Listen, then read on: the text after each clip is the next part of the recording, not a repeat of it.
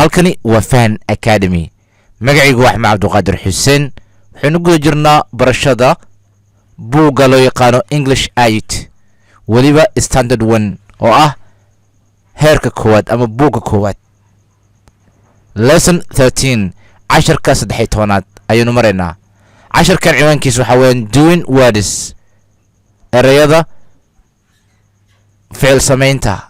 doing words waa erayo na tusinayo ficil samayn, waa action verbs waxa loo yaqaano. intan hore u gelin darsigeena haddaad nagu cusub tahay oo nagala socoto dhanka youtube-ka fadlan subscribe star channel-ka. haddaad nagala socoto dhanka facebook-gana soo follow garee page-ka, sidoo kale like star muuqaalkan siina share garee. mahadsanid. The boys are playing. The boy is drinking milk. David is kicking a ball. Elizabeth is reading. The boys wiilasha are playing way ciyaarayaan. The boy wiilka is drinking wuxuu cabayaa milk caano. David is kicking a ball. wuxuu darbeynayaa a ball kubad. Elizabeth is reading waxbay akhrinaysaa Elizabeth.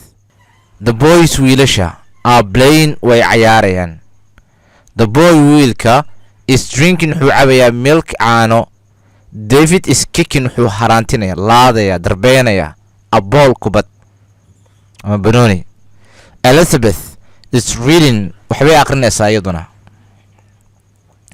In the above four sentences, afarta jumladood ee sare aan soo akhrinay, doing wordska marka as follows waa kuwa soo socda, waa sida soo socota. bal eeg doing wordska ku jira jumladihii aynu soo xusnay waxay kala yihiin: kow oo ah playing cayaarid dheelid, labo drinking cabid, saddex kicking darbeyn, afar reading akhrin.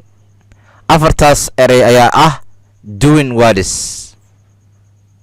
waxa weeyaan ficil samayn, waa erayona tusinayo ficil samayn. In the above four sentences, afarta jumladood ee xagga sare ku soo xusnay, doing wordska marka as follows waa sida soo socota: playing, drinking, kicking, reading.